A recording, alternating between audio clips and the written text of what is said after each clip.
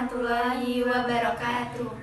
Kami dari kelompok 6 ingin menyampaikan materi tentang Mu'tazilah. Mu'tazilah.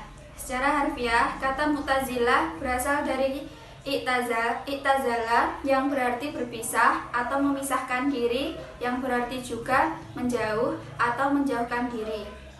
Kaum Mu'tazilah berarti kaum yang menyisihkan diri. Ciri-ciri faham Mu'tazilah. Yang pertama, akal merupakan hukum tertinggi, baik dan buruk ditentukan oleh akal. Yang kedua, al-manzilah bainal manzilatain, yaitu jika orang Islam berbuat dosa besar dan tidak bertaubat, maka hukumnya adalah dia mukmin dan tidak kafir, namun di antara keduanya. Yang ketiga, bila terjadi perbedaan antara akal dan Al-Quran serta hadis, maka yang diambil adalah ketentuan akal. Yang keempat, Al-Quran adalah makhluk dan bukan kalamullah. Yang kelima, Allah Subhanahu wa Ta'ala tidak dapat dilihat baik di dunia maupun di akhirat, maka penghuni surga juga tidak dapat melihat Allah Subhanahu wa Ta'ala. Yang keenam, Isra Mi'raj Nabi Muhammad SAW bukan dengan jasad dan ruh, namun hanya melalui mimpi, sebab mustahil menurut akal bahwa dalam waktu yang relatif singkat, manusia dapat menempuh jarak yang luar biasa jauhnya dan penuh rintangan dan resiko. Ketujuh, perbuatan manusia ditentukan oleh manusia itu sendiri, baik atau buruknya, dan ditentukan oleh Allah Subhanahu wa Ta'ala. Yang kedelapan, surga dan neraka tidak kekal, sebab yang kekal hanyalah Allah Subhanahu wa Ta'ala semata. Yang kesembilan, sirat atau jembatan yang melintang di atas neraka jahanam, itu tidak ada. Yang terakhir, siksa dan nikmat kubur juga tidak ada, sebab manusia setelah dikubur sudah menyatu kembali dengan tanah. Pengarang kitab Mu'tazilah. Yang pertama, Utsman al-Jahiz, pengarang kitab Al-Hewan, wafat pada 225 Hijriah. Yang kedua, Syarif Rodli, pengarang kitab Majazul Quran dan Hakakut Tanzil, wafat pada 406 Hijriah. Yang ketiga, Abdul Jabbar bin Ahmad yang dimasyhurkan dengan gelar julukan Qodli dari sekian Qodli, pengarang kitab Syarah Usul Kanzah, wafat pada 415 Hijriah. Yang keempat, Zamakhsyari, pengarang kitab Tafsir Al-Kasyar, yaitu kitab tafsir yang dikatakan oleh Imam Jamaluddin Al-Qasimi, penuh dengan faham-faham Mu'tazilah, wafat pada 528 Hijriah. Yang terakhir, Ibnu Abi Haddad, pengarang kitab Syarah Nahjul Balaghah, seorang pengarang dan pemimpin Syiah Mu'tazilah, wafat pada 655 Hijriah. Selanjutnya, ke-8, surga dan neraka tidak kekal, sebab yang kekal hanyalah Allah Subhanahu wa Ta'ala semata. Yang ke-9, sirat atau jembatan yang melintang di atas neraka jahanam, itu tidak ada. Yang terakhir, siksa dan nikmat kubur juga tidak ada, sebab manusia setelah dikubur sudah menyatu kembali dengan tanah. Pengarang kitab Mu'tazilah. Yang pertama, Utsman al-Jahiz, pengarang kitab Al-Hewan, wafat pada 225 Hijriah. Yang kedua, Syarif Rodli, pengarang kitab Majazul Quran dan Hakakut Tanzil, wafat pada 406 Hijriah. Yang ketiga, Abdul Jabbar bin Ahmad yang dimasyhurkan dengan gelar julukan Qodli dari sekian Qodli, pengarang kitab Syarah Usul Kanzah, wafat pada 415 Hijriah.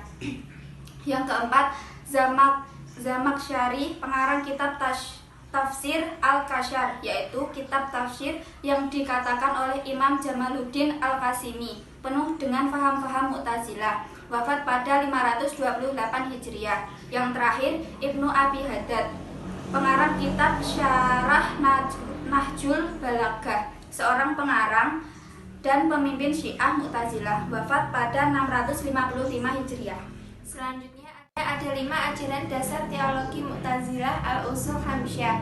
Pertama, at-tauhid, yang artinya mengingkari dan meniadakan sifat-sifat Allah dengan dalil bahwa menetapkan sifat-sifat tersebut berarti telah menetapkan untuk masing-masingnya Tuhan. Dan ini suatu kesyirikan kepada Allah. Menurut mereka, firaq mu'asyirah. Oleh karena itu, mereka menamakan diri dengan ahlu tauhid atau al-munasihuna lillah, atau orang-orang yang mensucikan Allah. Kedua adalah al-adl atau keadilan. Yang dimaksudkan dengan keadilan adalah Tuhan Maha Adil. Adil adalah suatu atribut yang paling jelas untuk menunjukkan kesempurnaan, karena Tuhan Maha Sempurna dan sudah pasti Dia adil. Ajaran ini bertujuan ingin menempatkan Tuhan benar-benar adil menurut sudut pandang manusia. Ajaran-ajaran tentang keadilan ini berkaitan erat dengan beberapa hal, antara lain sebagai berikut. Pertama, perbuatan manusia. Kedua, berbuat baik dan terbaik. Ketiga, mengutus Rasul. Ketiga, al-wa'd wa al-wa'id.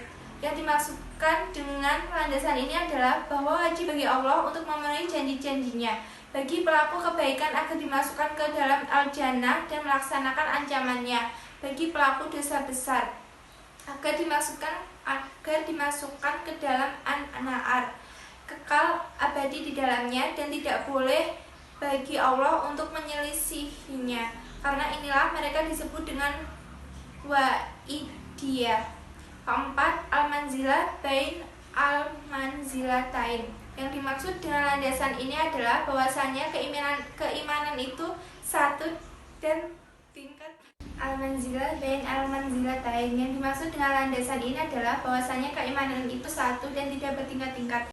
Sehingga ketika seseorang melakukan dosa besar walaupun di bawah syirik, maka telah keluar dari keimanan, namun tidak kafir di dunia, sehingga ia berada pada suatu keadaan di antara dua keadaan, yaitu antara keimanan dan kekafiran.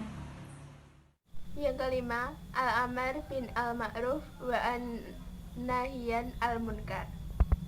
Yang dimaksud dengan landasan ini adalah menyuruh kebajikan dan melarang kemungkaran, atau al-amar bin al-ma'ruf wa an-nahyun al-munkar. Landasan ini menekankan keberpihakan pada kebenaran dan kebaikan. Ada beberapa syarat yang harus dipenuhi seorang mukmin dalam beramar ma'ruf dan nahi munkar, seperti yang dijelaskan oleh salah satu tokohnya, Al-Jabbar, yaitu yang pertama, ia mengetahui perbuatan yang disuruh itu ma'ruf dan yang dilarang itu munkar.